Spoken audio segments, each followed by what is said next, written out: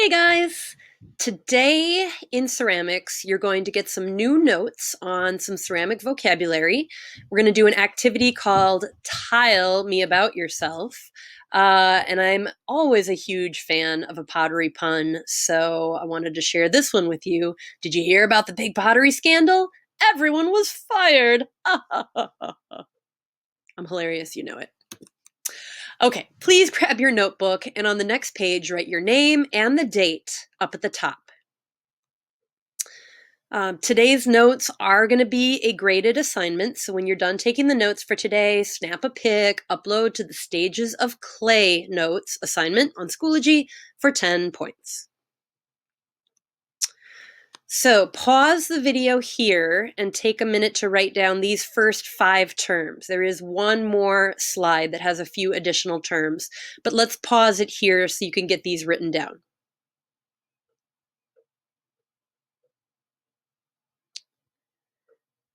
Stages your clay goes through. Please make sure you write that heading up at the top. So the first stage your clay goes through is the plastic stage. That's clay that is very soft and easy to work with, but not very strong. That's the stage your clay was in when you first took it out of the bag or when you took it out of the bin at school. Really soft, really easy to work with, but not super strong.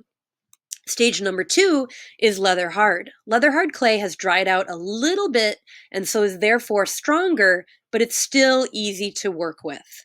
And this is what we would call the magic stage. And we try to keep our clay in this magic stage for as long as possible because leather hard clay, you can do anything to it. You can join it, you can sculpt with it, you can carve into it. And so we try to keep it in the leather hard stage for as long as we possibly can. Stage number 3 is the bone dry stage. That's clay that is totally dry and very fragile. Once clay is in the bone dry stage, you can't do anything more to it. You can't join stuff, you can't carve, and it's really, really fragile, so you have to be careful with it. But it's also ready to be fired the first time, so that's a good thing about clay that's in the bone dry stage. Number 4 is bisqueware stage. Bisqueware clay has been fired the first time. It is now permanent, but it's not food safe. There are still a lot of little pores in the clay that bacteria could grow within. So bisqueware clay has to be glazed. So stage number 5 is the glazeware stage. That's clay that has been fired the second time. And when it comes out of the kiln, it is colorful, shiny, and food safe because after it was in the bisqueware stage, you painted glaze on it, whatever color glaze you want. And then it's glaze fired. And when it comes out of that firing, it is colorful, shiny, and food safe. So make sure you have those 5 terms. If you didn't get them, pause the video. Here are your last 3 terms. Pause the video, write this down in your notebook.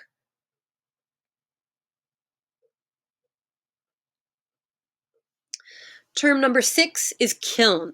A kiln is a device that heats our clay to the point where the clay platelets fuse together permanently. You may not know it, but clay is actually made up of platelets that slide and stick together. That's why we can sculpt clay and roll clay and smush clay, and it stays together because of those platelets. And a kiln fuses those platelets together permanently. And we could use a kiln that is electric, like the kind I have in my room. We could build a bonfire outside, and that could be a kiln. But your oven at home would not work as a kiln. That only gets to about 500 degrees, and so it would not get hot enough. Term number 7 is bisque firing. The bisque firing is the first firing our pots go through when the clay is bone dry. And so if a project was going to blow up, it would be in this bisque firing. And that's because if there's air trapped inside the clay, that air expands in the bisque firing, and that piece would just pop right off if there was air trapped in there. If there's water trapped in there, the water within the project would actually start to boil as it heated up, and it would shatter your project from the inside out. So a water explosion is way, way worse than an air explosion. They're both bad, but an air explosion you can usually repair. A water explosion, you could never repair that. It'll smash into 1,000 tiny smithereens. So when a pot comes out of the bisque firing, we call it bisqueware, which you just heard, and it's ready to be glazed. We would never glaze anything that hasn't been bisque fired, because if it was to blow up in the kiln, little bits of that glazed, exploded piece would stick to everything in the kiln. So we only glaze after the first firing, after the bisque firing. So I take my bisqueware, I paint my glaze on it, and then I put my pot in the second firing, the glaze firing. So in that second firing, our pots go through after they've been glazed. When the pots come out, they are food safe and ready to take home. So all your pots, if you choose to fire them, go through 2 firings. That is absolutely mandatory. So take a photo of those 8 terms that you just wrote down, please, and submit that to Schoology for 10 points. Now comes your clay assignment for today. You're going to get an apple-sized chunk of clay from your bag. There's no need to wedge this clay because we're not going to be making it into something that we're going to use. We're going to use it for another purpose. So you're going to take that apple-sized chunk of clay and just in your hands, flatten it into a pancake. You want it to be maybe about 1/8 of an inch thick. Then, using one of the toothpicks I gave you, cut the pancake into 10 smaller pieces or tiles. And they can be irregular size. They don't have to all be the same size. They don't have to be neat. They're just random tiles, but you need 10 of them. Then with that same toothpick, you're going to write a word or words in each one of these tiles. And what you're going to write is going to come from the questions that are on the next slide. So maybe pause the slide here and do these first 2 steps, flatten it into a pancake, cut the pieces into 10 pieces. And then this is what you're going to be writing on your tiles, and you can use just 1 word or 2 words to summarize your answer. So you're going to tile me about yourself because you've made tiles, get it?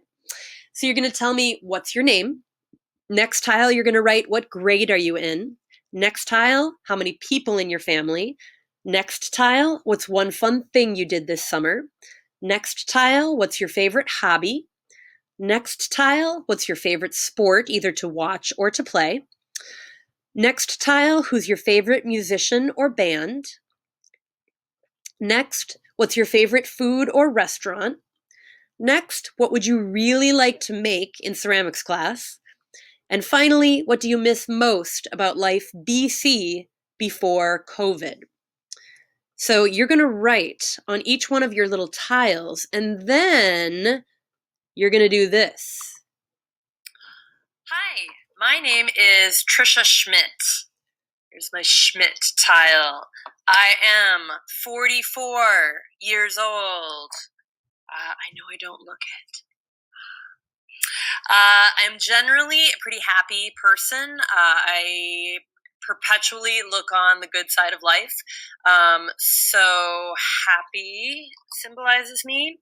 My family consists of 4 people: my husband, Mike, my 13-year-old Oliver, my 8-year-old Riley, and myself. We just got a new puppy, golden retriever puppy. Her name is Lucy. She is a hot wreck, but we love her because she's cute. I am a potter. I make pots and sell them at places like the American Pottery Festival. It just happened last weekend. I was one of 25 artists that was invited from the entire United States to participate in that pottery show. So that was a big deal. My best Woodbury High School friend is Mrs. Dees. She teaches right next to me. She teaches drawing and painting and AP art, and she's my bestie. My mom, her name is Luann, and she is very sick right now, and so my mom is always on my mind, and I'm thinking about her. And my favorite restaurant is Punch Pizza. Oh my gosh, I'm drooling right now just thinking about Punch Pizza. So those are 10 things about me. Your turn. So you are going to set up either your Chromebook or your phone somewhere at home, or have someone record for you. That's fine too. And you're going to do just what I did. You're going to hold up your tiles, show them to me, and tell me a little bit about yourselves. Now, as you can see, I answered some different questions than the ones I listed for you. If you want to tell me some different things about you too, that's fine. The 10 questions I listed were just basic suggestions, ways that you could tell me about yourself that would be pretty easy for most people to talk about. But if you want to tell me something different, that's fine too. So you're going to record this video and you're going to submit it to Schoology for 20 points. This video is not going to be shared with anyone but me. I'm the only person that's going to see this, so don't worry about that. I just want to learn a little bit about you, especially since I'm not able to start off the year with you. So it would be nice to be able to jump into knowing a little bit about my students, because now you know a little bit about me. So you're going to submit that video to the Tile Me About Yourself assignment on Schoology for 20 points.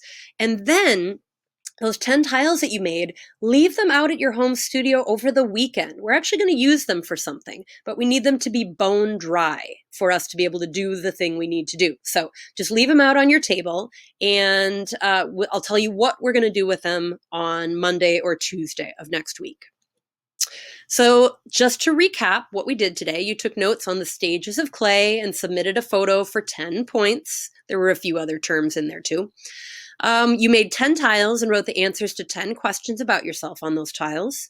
You recorded a short video of yourself holding up your tiles and answering the questions and submitted that for 20 points. And you left your 10 tiles out on your studio table to dry over the weekend. That's it. I hope you have a really great weekend, folks, and I will be talking to you again soon. Bye.